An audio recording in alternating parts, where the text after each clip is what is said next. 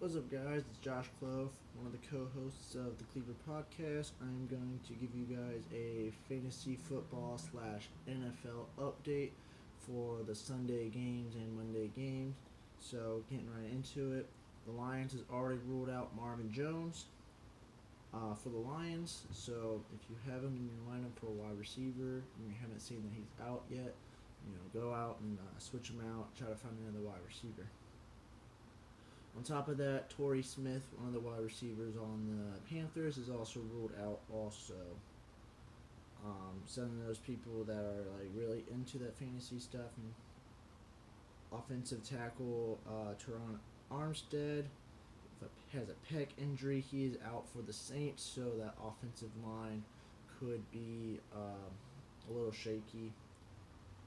Defensive end Marcus Davenport from the Saints also he's out too with the foot injury. So if you want to start that Saints defense, just know that he is out. Defensive end Joey Bosa is questionable this week for the Chargers. They're saying that he is very likely to play, but will be a game time decision. So keep a lookout on that. He will definitely boosting up the Chargers defense, which the Chargers are already 7-2.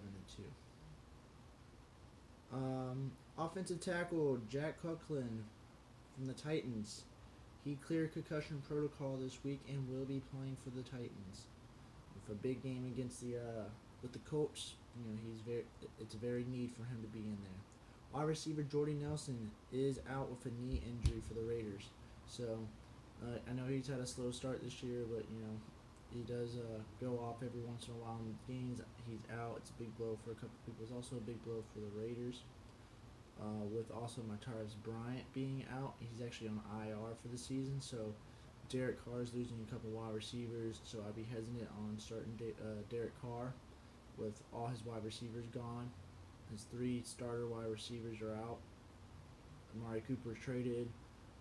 Jordy Nelson's out, and then Martavis Bryant on IR. Wide receiver Terrell Pryor from the Bills. He got released this week.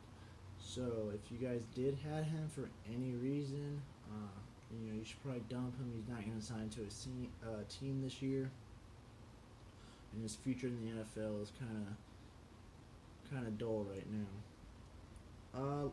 Cornerback Denzel Pyramid from the Chargers. He was placed on IR this week. On top of those people that was placed on IR, guard Justin Pugh from the Falcons also placed on IR. Like I said before, Martavis Bryant is also on the IR. Ronald Darby, the cornerback of the Eagles, was also placed on the IR also. So his season's over. He tore his ACL. Another person that tore their ACL is Cooper Kupp, the wide receiver from the Rams. He's out for the season. It's a big blow, definitely for the Rams because he's an explosive guy. And it's a big blow for fantasy football players too because he was putting up really good, solid numbers. Brandon Linder from the Jaguars, one of the offensive tackles. No, the center. The center. He's out for the season also, which is a really big blow for the offensive lineman who was already missing a lineman for the season anyway. So this really hurts the run game already, which we've been struggling in recent weeks. So if you do have Leonard Fournette or T.J. Yeldon or whatnot, or even Blake Bortles, you want to be hesitant because that offensive line is now collapsing with the injuries. The tight end Tyler Kroft from the Bengals also got on IR this week. He put up decent numbers and whatnot. And he was one of the only shining stars on the offense who's not injured, but he's gone for the season. So you guys need to find a new tight end. One of the big things going on with the Ravens, Joe Flacco was listed doubtful. John Harbaugh did say he doesn't have to practice to play, but it's looking like with his hip injury, he's not going to play. So the Ravens might either start RG3 or Lamar Jackson. So fantasy guys, pick either one of those 2 guys. I would go for Lamar Jackson. Lamar Jackson is more threatening on the passing and the run. He expands the offense and whatnot. As in RG3, he's kind of more, conservative and whatnot. He's scared of getting hurt again. That's the reason why he's on his 4th team since 2012. So be hesitant signing RG3. Be careful with Lamar Jackson though because they could be splitting reps. Brandon Marshall was signed this week to the Saints after Des Bryant tore his Achilles back last week. Brandon Marshall has a Hall of Fame quarterback throwing him, Drew Brees.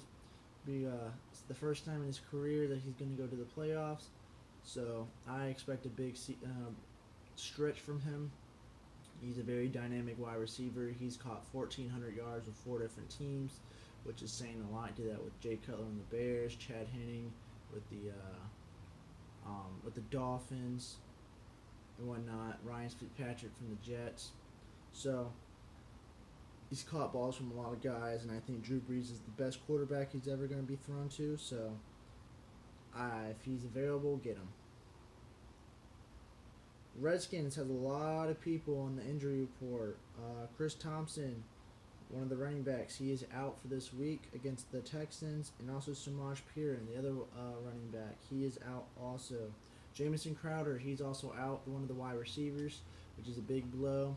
You know, he's been out a couple weeks, and I know the Redskins really need to get that passing game going. You know, they haven't been really electrifying on offense lately, which really sucks for Alex Smith and definitely for the Redskins, who are 6-3 right now with a two game lead in the division. And so, you know, they gotta get these wide receivers or pass catching running backs healthy, or bring in a guy. Another guy on the Redskins who's questionable is offensive tackle Trent Williams. He's been dealing with some injuries. You know, him being out definitely, you know, hurts the pass protection and the run protection. So, a couple weeks ago, AJ Green suffered an injury. He is still considered out, which really hurts the Bengals, who's going into the Ravens this week.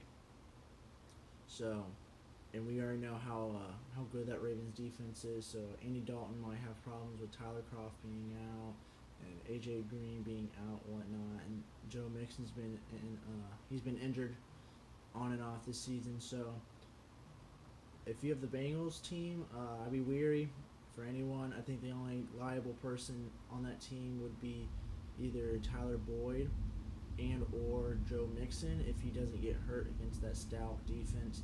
But I would be weary on Joe Mixon and Andy Dalton.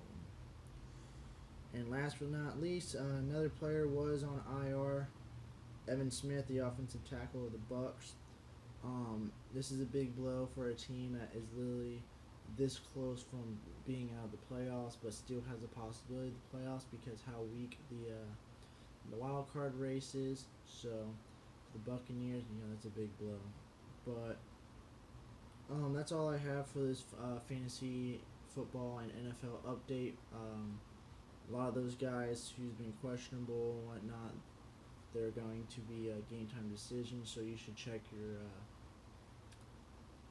fantasy about an hour before kickoff and whatnot, and see if any of those guys are active or inactive, so you guys can pick out any of your waiver wires. But if you guys haven't, subscribe to me in the Cleaver Podcast. You guys can get more updates on fantasy football, our podcasts and whatnot, and there's information around the league and the NFL. We're going to be talking about college football, and we're going to get into NBA here very soon. But thank you for your time.